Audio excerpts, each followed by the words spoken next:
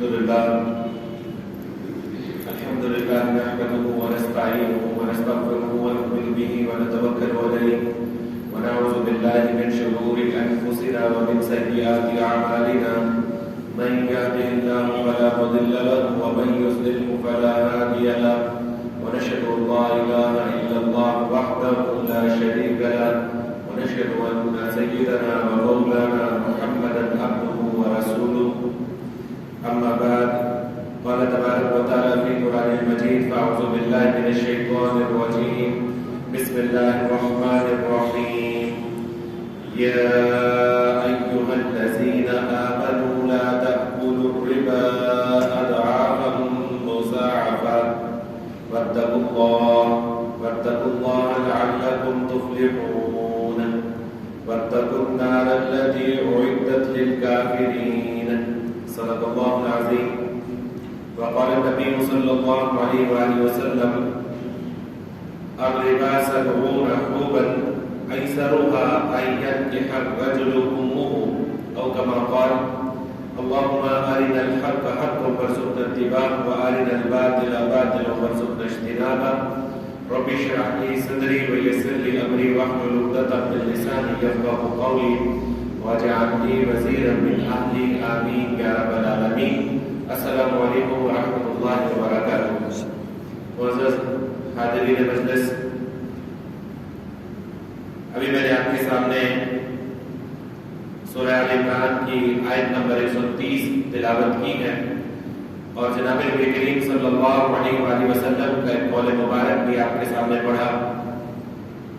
سب سے پہلے تو قرآن مجید کی جو سورہ آل عمران ہے اس کی یہ جو آیت نمبر 130 ہے اس کا ایک ترجمہ مختصر سا دیکھ لیتے ہیں اور پھر موضوع کی طرف آتے ہیں.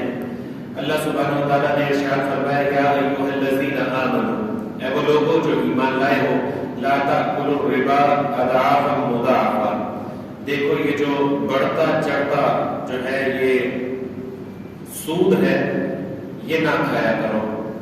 یہ بڑھتا چڑھتا سود جو تمہیں نظر آتا ہے کہ مطلب پیسہ لگایا اور سود پہ لگایا اور سود اس کے اوپر جو منافع ہوا، مت کھاؤ اس کو. واتقوا اللہ، اللہ کا تقوی اختیار کرو. واتقوا اللہ، اللہ کی نافرمانی سے بچو. واتقوا اللہ، پرہیزگاری اختیار کرو. لعلکم تفلحون، تاکہ تم کامیاب ہو سکو. آگے فوراً ہی فرمایا کہ آیت میں واتقوا النار التی، اور بچو اس آگ سے اعدت للکافرین جو دہکائی گئی ہے کافروں کے لیے دہکائی گئی ہے. بچو اس آگ سے. یہاں پر سود کے حوالے سے جو ہے وہ قرآن مجید کے احکامات آپ کے سامنے آج میں کچھ رکھوں گا اور جناب نبی کریم صلی اللہ علیہ وسلم کی ارشادات کے مطابق یہ بات تو ایک بندہ مومن بحیثیت مسلمان میں، اور آپ جانتے ہیں کہ سود، لفظ سود جیسے کچھ الفاظ ایسے ہیں جو جب بھی ہمارے سامنے آئیں گے تو ایک بندہ مومن کو پتہ ہوگا کہ اس سے اجتناب کرنا ہے. یعنی کہ زنا، سب کہیں گے کہ بھئی زنا بری چیز ہے. شراب نوشی، ہر کوئی کہ بھئی شراب حرام ہے. اسی طرح سے جو ہے وہ چوری یہ غلط ہے. اسی طرح سے سود یہ غلط ہے. اسی طرح سے کوئی یہ کہے کہ حرام گوشت یا سور تو یہ بھی ہر کوئی جانتا ہے. لیکن مسئلہ یہ ہے کہ اب سود کا جو معاملہ ہے، پہلی بات تو یہ کہ سود کی ڈیفینیشن کیا ہے، مطلب سود کیا ہے. پھر یہ ہماری اس اسلامی جمہوریہ پاکستان کے اندر بڑھتا چڑھتا سود، یہ جو سودی لین دین ہو رہے ہیں یہ کیوں ہو رہے ہیں اور ان کی کیا وجہ ہے کہ لوگوں کے اندر اویئرنس نہیں ہے. آخر یہ کیا وجہ ہے؟ ابھی میں نے آپ کے سامنے جو آیت مبارکہ پڑھی سورہ آل عمران کی آیت نمبر 130، اس میں فرمایا یا ایھا الذین آمنوا لا تأکلوا الربا اضعافا مضاعفا، یہ جو بڑھتا چڑھتا سود ہے یہ مت کھایا کرو. کیا وجہ ہے؟ یعنی کہ یہ جو سود تم کیوں کھاؤ گے یہ تمہیں بڑھتا چڑھتا نظر آتا ہے. یہ تمہیں بڑھتا چڑھتا نظر آتا ہے کہ مطلب سود ہے، اس میں پیسہ اب کیا کریں جی، انویسٹ کریں کہیں پر، کاروبار میں لگائیں، صحیح ذرائع سے اس کو استعمال کریں تو باہر اس میں بندے کا ڈر ہوتا ہے. اس سے بہتر ہے کہ ایسے اکاؤنٹ کھلواؤ، اس کے اندر فکس ڈالو اور مہینے کا منافع کھاؤ اور بس اس کو کھاؤ. یا پیسہ ہے تو کسی کو دے دو اور تھوڑا سا ایسے حیثیت ہے تو بدماشی کر لو، کسی کو پیسہ دے دو اور ادھار پہ دے دو اور اس کے بدلے سود اس سے کھاؤ، اصل پیسہ وہی رہے گا اور اس اگلے بندے کی کمر ٹوٹ جائے گی سود بھرتے بھرتے۔ یہ میں نے آپ کو انفرادی سطح پر یہ سود کی معاملات بتایا۔ اس کو بحیثیت مجموعی اگر کلیکٹیو لیول پر اگر آج میں اور آپ دیکھیں تو کیا سمجھ آئے گی؟ سمجھ یہ آئے گی کہ یہ جو سود ہے یہ آج بحیثیت مجموعی بطور معاشرہ، بطور ہماری جو اسلامی سلطنت ہے، اس کے اندر بھی آپ جانتے ہیں میں اور آپ اس وقت جو ہاٹ کیک کی طرح جو ٹاپک جو ہے وہ ہاٹ ہے اس وقت مارکیٹ میں، وہ کیا ہے؟ وہ یہی ہے، سیاست ہے، الیکشن ہے، ضمنی الیکشن ہے۔ اب بڑے الیکشن کا انتظار ہو رہا ہے، باپ بیٹے کو برا کہہ رہا ہے، بیٹا باپ کو برا کہہ رہا ہے، اختلافات ہیں الیکشن کے پیچھے، وہ لیڈر سالہ سے چل رہا ہے، وہ چل رہا ہے، ٹھیک ہے اسی میں چل رہا ہے۔ لیکن اس کے علاوہ اگر دیکھا جائے تو اس وقت ملک جس اکانومیکل سچویشن سے گزر رہا ہے، ہمارے ہاں جو معاشی حالات ہمارے بتائے جا رہے ہیں، وہ ہمارے پاس صرف ابھی میں کل پڑھ رہا تھا کہ 2 سے 2.5 ماہ کے ریزروز اس سلطنت کو، اس ریاست کو چلانے کے لیے جس میں میں اور آپ بیٹھے ہیں اتنے ہی موجود ہیں۔ اس 2 سے 2.5 ماہ سے زیادہ کے ریزرو ہمارے پاس موجود نہیں ہے، لیکن حکمران اپنی جگہ پر امید کیوں ہے؟ وہ یہ ہے کہ ان 2-2.5 ماہ میں ہم کوئی نہ کوئی ایسی بات ضرور نکال لیں گے کہ جس سے ہمیں کوئی ایک ادھی قسط اور ادھر سے قرضے کی آ جائے، پھر ہمارے کے 2-4 ماہ کے جو ہے وہ کھسک لیں گے ہم۔ یہ معاملات ہیں آج انفرادی سطح پر اور اجتماعی سطح پر۔ یہ سود ہماری جڑوں میں بیٹھ کر اور ہمیں تباہی کے دہانے پر لے کے چلا گیا ہے۔ فرمایا بچوں صاحب سے جو کافروں کے لیے دکھائی گئی ہے، لا تاکلوا الربا اضعافا مضاعفا، اور بڑھتا چڑھتا سود جو ہے اس کو مت کھایا کرو۔ اور آگے سورہ بقرہ میں جب ارشاد ہوا، سورہ بقرہ کی آیت نمبر 275 اور 276 میں فرمایا کہ الذین یاکلون الربا، بے شک وہ لوگ جو کہ سود کھاتے ہیں، لا یقومون الا کما یقوم الذی یتخبطہ الشیطان من المس، کہ وہ قیامت کے دن کھڑے نہیں ہوں گے مگر اس حالت میں کھڑے ہوں گے جب قیامت کے دن پیش کیے جائیں گے وہ لوگ کون؟ الذین یاکلون الربا، جو سود کھاتے ہیں، جو سود کھلاتے ہیں، جو سود دیتے ہیں، جو سود لیتے ہیں، جو سود پر گواہی دیتے ہیں۔ اب آپ کہیں گے کہ بھائی میں تو قرآن مجید کی آیات میں اضافہ کر رہا ہوں، یہاں پہ تو ہے یا ایھا الذین، یہاں پہ یہ ہے الذین یاکلون الربا، کہ وہ لوگ جو سود کھاتے ہیں، اور میں اس کا ترجمے کرتے ہوئے آپ کو بتا رہا ہوں کہ وہ جو کہ سود کھاتے ہیں، وہ جو سود کھلاتے ہیں، وہ جو سود پہ گواہی دیتے ہیں، وہ جو سود کو لکھتے ہیں، یہ میں اپنی طرف سے نہیں کر رہا اس کے ترجمے میں۔ یہاں پر دیکھیے کہ مسلم شریف کی ایک روایت ہے کہ اللہ کے رسول صلی اللہ علیہ وآلہ وسلم نے ارشاد فرمایا، عن جابر رضی اللہ تعالی عنہ، حضرت جابر رضی اللہ تعالی عنہ سے روایت ہے، فرمایا قال لعن رسول اللہ صلی اللہ علیہ وسلم، وہ فرماتے ہیں کہ اللہ کے رسول صلی اللہ علیہ وآلہ وسلم نے لعنت فرمائی، لعن رسول اللہ، اللہ کے رسول صلی اللہ علیہ وسلم نے لعنت فرمائی کس پر؟ آکل الربا، سود کھانے والے پر، وموکلہ، اور وہ جو اس کو کھلاتا ہے، جو دیتا ہے، اس پر لعنت فرمائی، وکاتبہ، اور جو اس سود کے معاملے کو لکھتا ہے کہ یہ طے پایا کہ یہ سود جو ہے اس نے لیا اور اس نے لیا، جو اس کو لکھتا ہے اس پر لعنت فرمائی، وشاہدین، اور جو ان پر گواہی دیتا ہے اس پر لعنت فرمائی، وقال، اور آپ صلی اللہ علیہ وسلم نے ارشاد فرمایا ہم سواء، اور یہ سب اس میں برابر کے شریک ہیں، سود کھانے والا، سود کھلانے والا، سود لینے والا، سود دینے والا، سود پر گواہی دینے والا اور سود کا ڈاکومنٹ تیار کرنے والا، ان سب پر اللہ کے رسول صلی اللہ علیہ وسلم نے کیا فرمائی؟ لعنت فرمائی۔ تو فرمایا الذین یاکلون الربا، یہ وہ لوگ جو کہ کھاتے ہیں سود اس دنیا میں، لا یقومون الا کما یقوم الذی یتخبطہ الشیطان من المس، یہ کل قیامت کے دن ایسے کھڑے ہوں گے جیسے کہ ان کو کوئی شیطان چھو کر گزر گیا ہو، یعنی کہ یہ باولے ہو کر کھڑے ہوئے ہوں گے وہاں اللہ کے حضور۔ کل قیامت کی جب صفیں بنائی جا رہی ہوگی، قیامت کے دن لوگ اکٹھے کیے جا رہے ہوں گے، تو جو اس دنیا میں سود کھاتے ہوں گے وہ ایسے کھڑے ہوں گے جیسے یتخبطہ الشیطان من المس، کہ جیسے شیطان کسی کو چھو کے چلا جائے، اور شیطان جس کو چھو لے وہ حواس باختہ ہو جاتا ہے، وہ اپنے حواس میں نہیں رہتا۔ فرمایا ذالکا، یہ کیوں ہے؟ یہ اس وجہ سے ہے کہ انہم قالوا، اس وجہ سے ہے کہ یہ لوگ دنیا میں کہا کرتے تھے انما البیع مثل الربا، کہ یہ جو بیع، یہ جو تجارت ہے، مثل الربا، یہ بھی تو تجارت کی طرح ہے. وَأَحَلَّ اللَّهُ الْبَيْعَ وَحَرَّمَ الرِّبَا، اللہ نے اس کا جواب دیا، ہاں تم یہ کہتے تھے نا دنیا میں کہ یہ بیع، یہ جو تجارت ہے، یہ بھی تو کس کی طرح ہے، یہ بھی تو سود کی طرح ہے. تو اللہ نے اس کا جواب کیا دیا؟ یہاں پر کوئی سود کی کنڈیشنز بتا کر اس کا کوئی پورا مسودہ تیار نہیں کیا، پر اللہ نے دو بات کی قرآن مجید میں، وَحَلَّ اللَّهُ الْبَيْعَ وَحَرَّمَ الرِّبَا، اللہ سبحانہ و تعالیٰ نے بیع کو، تجارت کو حلال قرار دیا ہے اور سود کو کیا کیا ہے؟ حرام قرار دیا ہے. بھائی ذرا سمجھو یہ کیا بات ہوئی کہ یہ کہتے ہیں کہ یہ سود جو ہے یہ دنیا میں، یہ اس لیے وہاں پر اس حالت میں کھڑے ہو گئے کہ یہ کہتے تھے کہ دنیا میں کہ یہ جو سود ہے یہ بھی تو تجارت کی طرح ہے. اس بات پر غور کیجئے، آج کے دور میں اعلیٰ پڑھا لکھا طبقہ جو ہے وہ بھی اس بات پر جو ہے وہ کشمکش کا، مطلب عجیب و غریب جو ہے وہ معاملات کا شکار ہو جاتا ہے. وہ پڑھے لکھے لوگ آگے کہتے ہیں جی یہ کیا بات ہوئی، ہم نے 10 لاکھ روپیہ جو ہے وہ بینک میں رکھوا دیا اور اس سے جو ہے انٹرسٹ لیا، اس سے اس کا سود پیسہ لیا، اس کا منافع لیا، تو آپ کہتے ہیں یہ سود ہے. کہتے ہیں جی میں نے وہی 10 لاکھ روپیہ، آپ کہتے ہیں بینک سے مجھے کتنا آ جائے گا، کیا 8 10 9 ہزار آ جائے گا. وہی 10 لاکھ روپیہ اگر میں گھر کے اوپر والے پورشن پہ لگا دوں اور اس کو کرایہ دے دوں، کرایہ پہ دے دوں، وہاں پر سے جو مجھے 8 9 ہزار میں کرایہ کا وہ آپ کہتے ہیں حلال ہے. تو وہاں پر کیا کہنا چاہیے؟ وَحَلَّ اللَّهُ الْبَيْعَ وَحَرَّمَ الرِّبَا. تو ہاں تو ٹھیک ہے نا، بیع جو ہے اس کو تو اللہ نے حلال قرار دیا ہے اور سود کو حرام. کہتا ہے جی وہی 10 لاکھ کا جو ہے میں اسٹاک اٹھا لیتا ہوں، میں کاروبار شروع کرتا ہوں، میں 10 لاکھ کا مال اٹھاتا ہوں، جب بکتا ہے تو وہ 10.5 لاکھ کا بک جاتا ہے، 50 ہزار میں پروفٹ ہو جاتا ہے، اسی 10 لاکھ میں نے کمایا نا اوپر. تو ہم کہتے ہیں ہاں بالکل ٹھیک ہے یہ حلال ہے. کہتے ہیں اس کو حلال کہتے ہو، اس کو تم حرام کہتے ہو کہ اس پیسے کے اوپر اگر میں اپنا جو ہے منافع لوں. تو بات یہ ہے کہ یہاں پر یہ بات سمجھنے کی ہے کہ جب کوئی پیسہ کاروبار میں انوالو ہوتا ہے، کاروبار میں ڈالا جاتا ہے، تو اس وقت کیا ہوتا ہے؟ وہ سرکولیشن میں آتا ہے اور اس سے بہت سارے لوگ مستفید ہوتے ہیں اور اس پر جو منافع ہوتا ہے وہ اللہ سبحانہ تعالیٰ نے حلال قرار دیا ہے.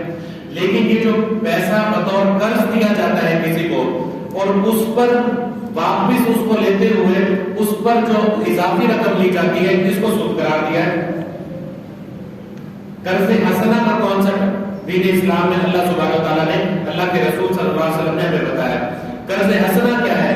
قرض حسنہ یہ ہے کہ اگر کوئی ضرورت مند ہے، ویسے تو اللہ سبحانہ تعالیٰ نے ایک طرف جو ہے وہ صدقات بتائے ہیں دین میں پیسہ مال خرچ کرنے کے لیے، وہ صدقات واجبہ بھی ہیں، صدقات نافلہ بھی ہیں. صدقات واجبہ کون سے ہیں؟ وہ جن کا نصاب متعین ہے، یعنی کہ وہ زکات ہے، عشر ہے، جو بھی ہے وہ 2.5% ہوگی، زکات ہوگی، عشر ہے، وہ سارا کچھ نکالا جائے گا. یہ صدقات واجب ہے. دوسرے صدقات نافلہ ہے. اگر تم دیکھتے ہو کہ کسی کو مال ضرورت ہے تو اس کو صدقہ کر دو. اگر نہیں، اگر کوئی جو ہے وہ ادھار لینا چاہتا ہے، کوئی قرض لینا چاہتا ہے، تو قرض کا معاملہ کیا ہے کہ آپ صلی اللہ علیہ وسلم نے ارشاد فرمایا کہ جس کو قرض دو اس قرض کے بدلے میں کچھ بھی نہ دو. اور دین اسلام کا یہ رول ہے، شریعت کا اصول یہ ہے کہ جب کسی کو قرض دو تو قرض پر اضافی رقم، اگر کسی کو 10 لاکھ روپے بھی دیے اور 10 لاکھ کے بدلے میں اوپر ایک سنگل پینی، ایک روپیہ بھی اگر سمپل اوپر لے گیا، اضافی لے گیا 10 لاکھ کے اوپر، تو وہ پورا 10 لاکھ جو ہے وہ حرام زمرے میں جائے گا. قرض حسنہ ہے. آپ صلی اللہ علیہ وسلم کے قول مبارک میرے ذہن میں آ رہا ہے کہ آپ صلی اللہ علیہ وسلم نے ارشاد فرمایا کہ اگر تم نے کسی کو قرض دیا ہے اور وہ جو قرض دار ہے جس پر قرض ہے اور وہ معینہ مدت جس میں اس نے قرض واپس لوٹانا تھا، اس پر تم نے یہ دیکھا کہ اس کے حالات نہیں ہیں اور وہ تنگدست ہے، وہ تمہارا پیسہ واپس نہیں کر سکتا، تو تم اس پر، اس کی تنگدستی پر اس کو جتنی مہلت اور دو گے، جتنے دنوں کی مہلت دو گے، ہر دن کے بدلے جتنا قرض تم نے دیا ہوگا اتنے قرض، اتنے رقم کا اللہ تمہارے حصے میں صدقے کا ثواب لکھ لے گا. یعنی کہ ایک شخص کو کسی نے 1 لاکھ روپیہ قرض دیا ہوگا، وہ لینے جاتا ہے کہ بھائی مدت پوری ہو گئی ہے، آپ میرا قرض جو ہے واپس کر دیں، میں نے آپ کو دیا تھا 1 لاکھ روپے. وہ کہتے ہیں کہ میں ٹرانسپیرنسی وہ دکھاتے ہیں، وہ کہتے ہیں دیکھیں میرے پاس جو کچھ تھا، میرے پاس جو کچھ تھا وہ آپ کے سامنے ہے، ابھی میرے پاس کچھ نہیں ہے، میرے حالات بڑے خراب ہیں، ابھی آپ مجھے کچھ مہلت دیں. اور وہ شخص اگر اسے 1 ہفتے کی مہلت دے کر آتا ہے کہ چلو ٹھیک ہے میں اگلے ہفتے آؤں گا، تو یہ جو 7 دنوں کی اس نے مہلت دی اسے، تو ہر روز اللہ سبحانہ تعالیٰ اس شخص کے حصے میں اتنا 1 लाख रुपए कर्ज का जो 1 लाख रुपए रकम का जो है वो सदके का सवाब लिख देंगे। ये है दीन इस्लाम की तालीमात। तो ये इस वजह से कि ये कहते थे कि ज़ालिका बिअन्नहुम क़ालू इन्नमल बैउ मिस्लु रिबा, ये इस वजह से कि ये कहते थे दुनिया में कि जो बै है, जो तिजारत है, ये भी तो किसकी तरह है, ये भी तो सूद की तरह है। वअहल्लल्लाहुल बैअ व हर्रम रिबा, अल्लाह सुब्हानहु व तआला ने क्या किया है, बै को, तिजारत को हलाल करार दिया है और ये जो सूद है इसको हराम करार दिया है।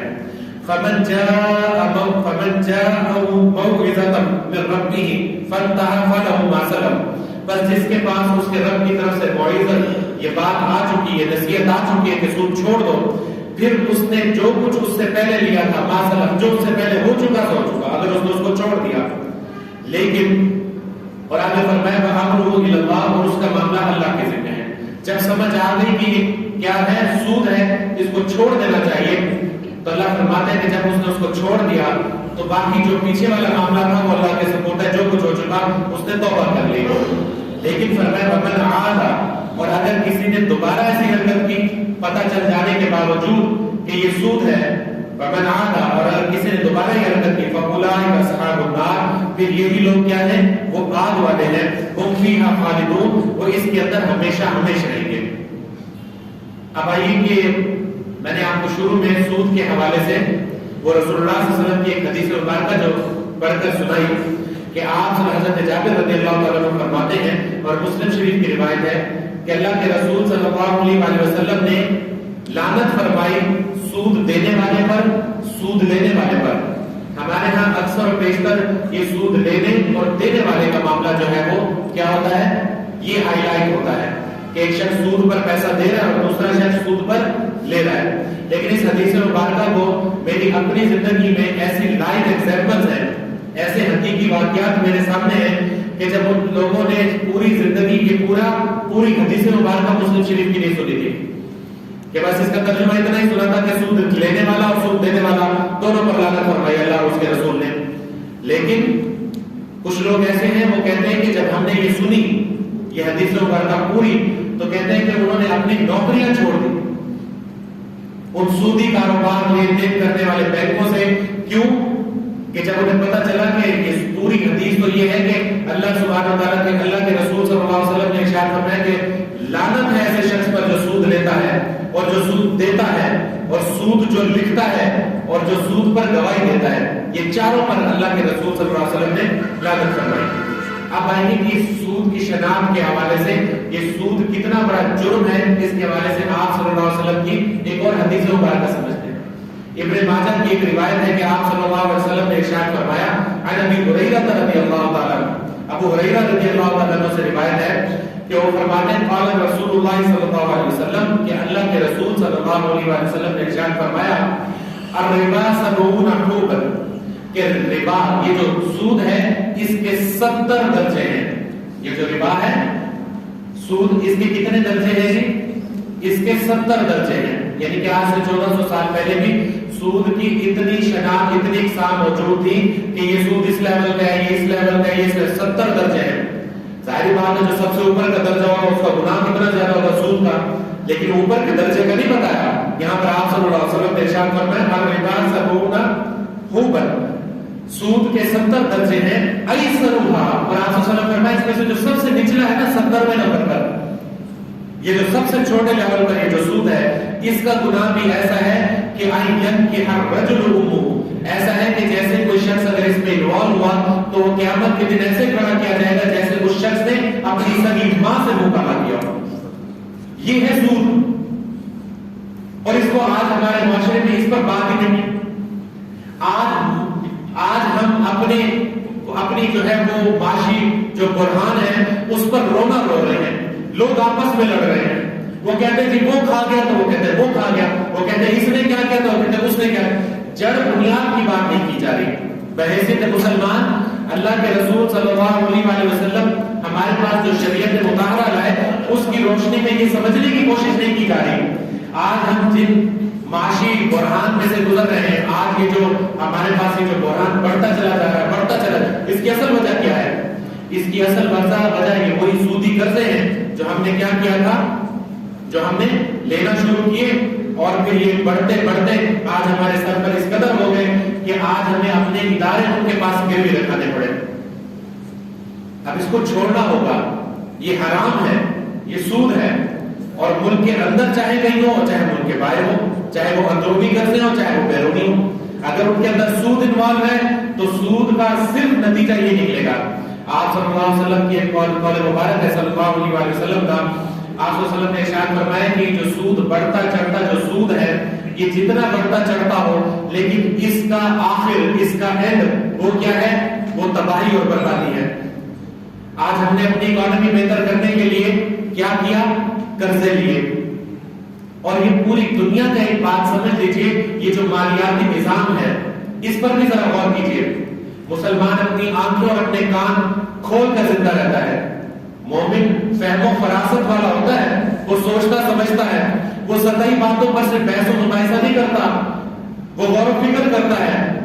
آج دیکھیے کہ اس دنیا کے اندر, مطلب آج سے 100 سال پہلے تقریباً جو ہے اقبال جب یورپ گئے اور وہاں پر انہوں نے وہ جو reserve central bank of England دیکھا تو اس وقت اس پر فارسی میں شعر لکھ کر آ گئے اور کیا کہنے لگے. یہاں پر علامہ محمد اقبال جو کہ مفکر پاکستان ہیں, ڈاکٹر اقبال کیا کہتے ہیں؟ وہ کہتے ہیں فارسی میں ای بنوک ای چلا کے فکر یہود. وہ کہتے ہیں کہ میں یورپ سے اس وقت جبکہ یہ بینکاری نظام نے اس پوری دنیا پر اپنا قبضہ نہیں کیا تھا, اس کیپٹلزم نے پوری دنیا پر اپنا جو ہے مالیاتی نظام نے, سودی شکنجے نے پوری دنیا کو اپنے شکنجے میں نہیں چکرا تھا اس نظام نے. اس وقت انہوں نے کہہ دیا تھا ای بنوک, یہ جو بینک بن رہے ہیں دنیا کے اندر, ای بنوک ای چلا کے فکر یہود, یہ فکر یہود, یہ جو پیچھے یہودی ہیں ان کی سازش ہے. یہ بھی بات بڑی پریشان کرتی تھی مجھے پہلے کہ بھئی جو بھی کھڑا ہوتا ہے خطیب, جو بھی ممبر ہمارا پہ کھڑا ہوتا ہے وہ پہلے سب سے پہلے یہودیوں کو دھونا شروع کر دیتا ہے. تو آج اگر آپ اپنی آنکھیں اور کان کھول کر دنیا پر نظر ڈالیں تو آپ دیکھیں گے کہ پوری دنیا وہ معاشی طور پر جکڑ لی گئی ہے. سری لنکا کا میرے اور آپ کے سامنے حال ہوگا نا, یہ جس دور سے ہم گزر رہے ہیں اس میں ایک ملک کو ڈیفالٹ ہوتے ہوئے ہم نے دیکھا نا کہ کیسے ڈیفالٹ ہوتا ہے. ویڈیوز آپ دیکھ سکتے ہیں کہ سری لنکا کے جو ہے وہ صدارتی محل کے اندر وہاں گھس گئی, وہاں کے سوئمنگ پول میں نہا رہے ہیں, انہوں نے نکال پایا کیا, انہوں نے کہا وہاں پر وہ قرضے لے کر اب وہ جو قرضے دینے والے تھے پہلے آ کر فوٹو کھچاتے تھے, ہاتھ ملاتے تھے, ڈیلیگیشن آتی تھی, ہم آپ کی اکانومی یوں بتائیں گے یوں کریں گے. حالانکہ سری لنکا وہ ملک ہے جس کی آمدنی کا 70% حصہ ان کو کہاں سے آتا ہے؟ ٹورسٹ, سیاحت سے آتا ہے. ایک جزیرہ ہے نا, لوگ جاتے ہیں سارا وہاں گھومتے پھرتے کئی سالوں سے, لیکن اس کے باوجود انہیں سودی قرضوں میں جکڑا گیا. جب جکڑ لیا گیا اور سود حد سے زیادہ بڑھ گیا تو انہیں کہا بس اب ختم, کچھ نہیں دیتے, پہلے پچھلا سود اتارو, اور آپ کو ڈیفالٹ ہو گئے. یہی معاملہ انہوں نے پوری دنیا پر جو ہے وہ اپنا بچہ جو ہے لڑایا ہوگا.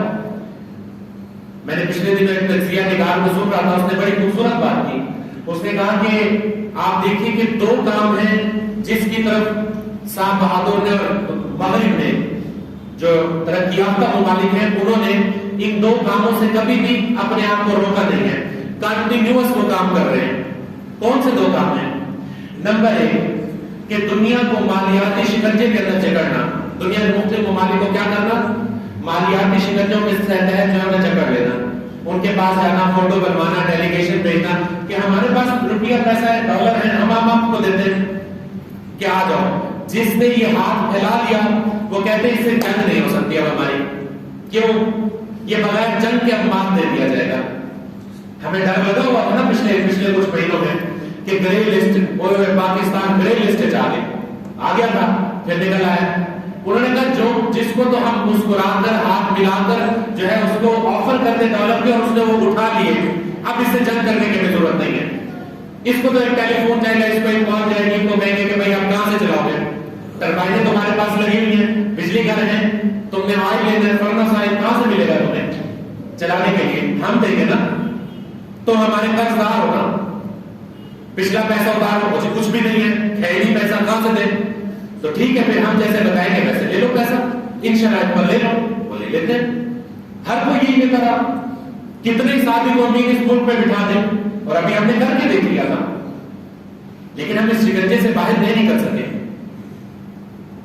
2 طریقے ہیں جن پر وہ تجزیہ نگار کہتے تھے کہہ رہے تھے کہ ان دونوں سے انہوں نے کبھی اپنا ہاتھ پیچھے نہیں روکا. نمبر 1 کہ شکنجے کے اندر مالیاتی سودی شکنجے کے اندر کسی ملک کو جکڑ لو.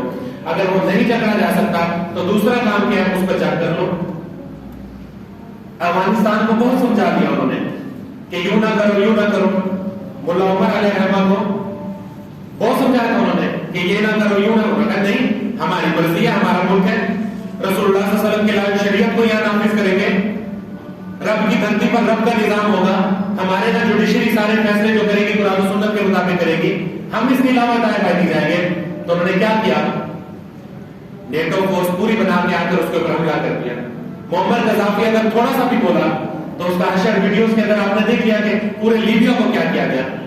اگر کہیں مسلمان, خاص طور پر دنیا میں مسلمان ممالک میں سے کوئی اٹھیں گے اور وہ کیا کریں گے, وہ اجتماعی سطح پر, سوشل اکنامک پولیٹیکل سسٹم پر کہیں وہ بات کریں گے کہ یہ ہم قرآن و سنت کے مطابق کریں گے تو اس پر جنگ ہوگی.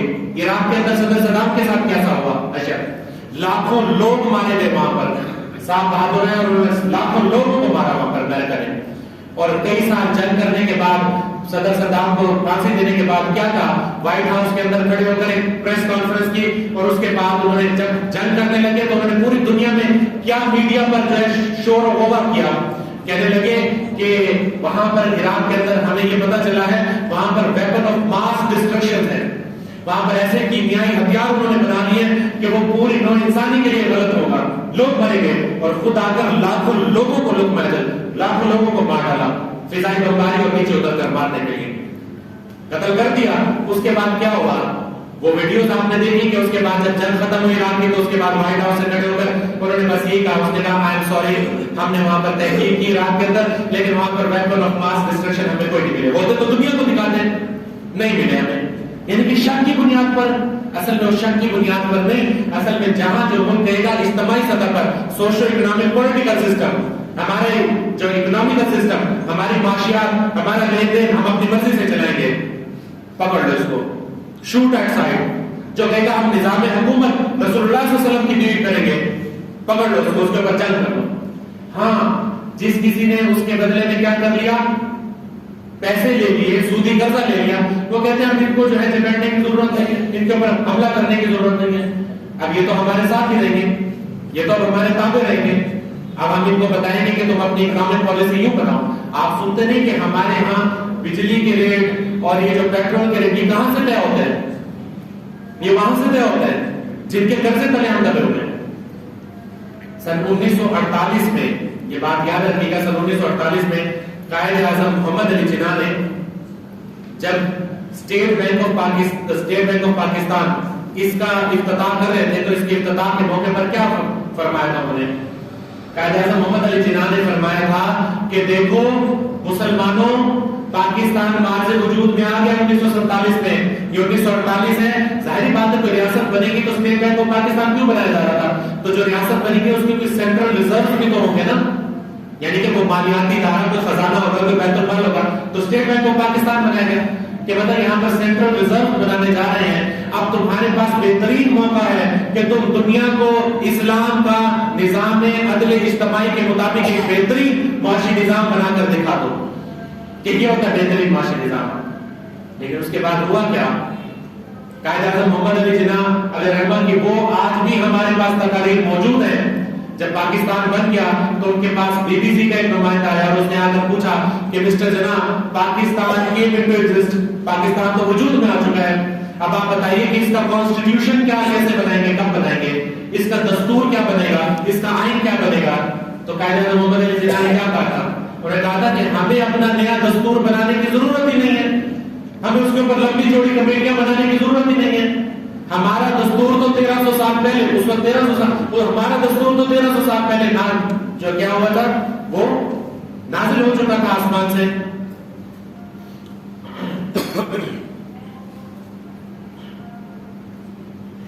تو یہ جو ہے پہلے ہمارے پاس آ چکا ہے, ہمارا نظام, ہمارا کانسٹیٹیوشن ہمارے پاس پہلے سے ہی بنا ہوا موجود ہے. یہ ہمارے وہ لوگ تھے جو جس کو ہم بانی پاکستان کہتے ہیں, وہ ان چیزوں کے حوالے سے اتنا کانشیس تھے, اور آج ہم اس سودی معاملے کے اندر جو ہے وہ کیا ہوئے, پھنس گئے. انشاءاللہ تعالی اگلا جو میرا یہاں پر خطبہ ہوگا اس میں ایک تاریخ بیان کی جائے گی، اس میں کہ پاکستان جب سے بنا ہے اور آج تک انسداد سود کے حوالے سے، یعنی کہ سود کے حوالے سے جتنی یہاں پر کام ہوئے ہیں اور کس طرح سے ان کو پھر سبوتاج کیا گیا، کس طرح سے اس کو پھر جو ہے رودا گیا پاؤں کے نیچے، وہ ہم انشاءاللہ تعالیٰ اگلی دفعہ ہم سمجھیں گے۔ آج صرف اتنی بات سامنے رکھنی تھی کہ مطلب یہ جو سود ہے اس کی شناخت کیا ہے۔ ایک اور حدیث مبارکہ آخر میں سن لیجیے، میرے سامنے یہاں پر آئی ہوئی ہے، تو میں سوچ رہا ہوں کہ اس کو ہائی لائٹ کر کے لایا تھا کہ میں آپ کو پڑھ کر سنا دوں۔ آپ صلی اللہ علیہ وسلم نے ارشاد فرمایا، یہ مسند احمد شریف کی روایت ہے، آپ صلی اللہ علیہ وسلم نے ارشاد فرمایا کوئی شخص اگر ایک لقمہ سود کا جان بوجھ کر اپنے حلق سے نیچے اتارے، کوئی شخص اگر ایک لقمہ سود کا جانتے بوجھتے ہوئے کہ یہ سود ہے اس کو اپنے حلق سے نیچے گزارے، تو آپ صلی اللہ علیہ وسلم نے فرمایا اس کا گناہ 36 مرتبہ زنا کرنے سے بھی زیادہ ہے۔ اب بتائیے کہ یہ سود کیا ہے؟ کبھی کسی کو آپ نے ایک سارے سیاسی بحثوں کے اندر یہ بات کرتے ہوئے سنا کہ ہمیں سب سے پہلے اس میں نجات چاہیے؟ نہیں سنا ہوگا۔ آپ صلی اللہ علیہ وسلم نے ارشاد فرمایا، مسلم شریف کی روایت ہے، ابو ہریرہ رضی اللہ تعالیٰ عنہ سے روایت ہے، آپ صلی اللہ علیہ وسلم نے ارشاد فرمایا کہ دیکھو تم 7 طرح کی مہلک جو ہلاک کر دینے والی چیزیں ہیں ان سے بچ جاؤ۔ 7 طرح کی جو مہلک ہلاک کر دینے والی، فرمایا اجتنبوا السبع موبقات، کہ 7 طرح کی وہ چیزیں ہیں جو ہلاک کر دینے والی، ان سے بچ جاؤ۔ صحابہ نے عرض کیا اللہ کے رسول بتا دیجئے وہ 7 چیزیں کون سی ہیں جو انسان کو ہلاک کر دے گا؟ پہلا کیا فرمایا؟ الشرک باللہ، پہلی چیز یاد رکھنا اللہ کے ساتھ کسی کو شریک مت کرنا۔ اللہ کی حاکمیت میں، اس کی قدرت میں، اس کی ربوبیت میں، اس کے اختیارات میں ظاہری یا خفی طور پر کسی کو شریک مت کرنا، وہ اکیلا واحد لا شریک ہے، صرف اس کی پرستش اور صرف اس کی عبادت کرنا، اس کے آگے سجدہ ریز ہونا۔ دوسرا آپ صلی اللہ علیہ وسلم نے فرمایا دوسری چیز ہلاک کر دینے والی ہے والسحر، اور جادو، اس سے بچ جانا۔ اور تیسری چیز آپ صلی اللہ علیہ وسلم نے فرمایا وقتل النفس، اور کسی جان کو قتل کرنا، یہ ہلاک کر دینے والی چیز ہے، کسی کو قتل مت کرنا۔ اور چوتھی چیز کیا فرمائی آپ صلی اللہ علیہ وسلم نے فرمایا وَأَكْلُ الرِّبَا، اور سود کھانے سے بچ جانا، یہ بھی ہلاک کر دینے والی چیز ہے۔ اور آگے فرمایا وَأَكْلُ الْمَالِ الْيَتِيمِ، اور کسی یتیم کے مال کو مت ہڑپ کرنا، یتیم کے مال کو مت کھانا۔ اور آگے فرمایا وَتَوَلَّى يَوْمَ الزُّحْفِ، اور اسی طرح سے حالت جنگ میں سے کبھی کہیں کوئی اللہ کی راہ میں جہاد اور جنگ ہو رہی ہو تو اس میں سے پیٹ پھیر کر مت بھاگنا، یہ کیا ہے؟ یہ بھی ہلاک کر دینے والا گناہ ہے۔ اور ساتواں اور آخری چیز کیا بتائی آپ صلی اللہ علیہ وسلم نے ارشاد فرمایا کہ ان بھولی بھالی عورتوں پر تہمت لگانا جنہیں ان کا اندازہ ہی نہ ہو، اس بات کے بارے میں اس کو خبر ہی نہ ہو، یعنی کہ عورتوں پر تہمت مت لگایا کرو بدکاری کی، یعنی کہ وہ ایسی عورت جو کہ محسنات یہاں پر لفظ ہے، جو کہ بے خبر ہو، جو ایماندار دیانتدار اچھی عورت ہو، نیک عورت ہو، اس پر جو ہے اس پر تہمت مت لگانا، یہ جو آپس میں بیٹھ کے گوسپس کرتے ہو، یہ 7 طرح کی چیزیں ہیں جو ہلاک کر دیتی ہے رسول اللہ صلی اللہ علیہ وسلم فرمایا۔ اور ان میں سے ایک کیا ہے؟ وَأَكْلُ الرِّبَا، اور ربا، سود مت کھانا، یہ سود میں مت انوالو ہونا، یہ بھی تباہی کے برباد تک لے جاتی ہے۔ اچھا جی، ایک اعلان سے بات فرمائی کہ جو سود کے حوالے سے میں نے ابھی بات کی، اس حوالے سے ایک سیمینار جو ہے وہ اس کا انعقاد کیا جا رہا ہے آج ہے جی، آج بطور 22 یہ بروز 22 تاریخ کو یہاں پر ایک رائل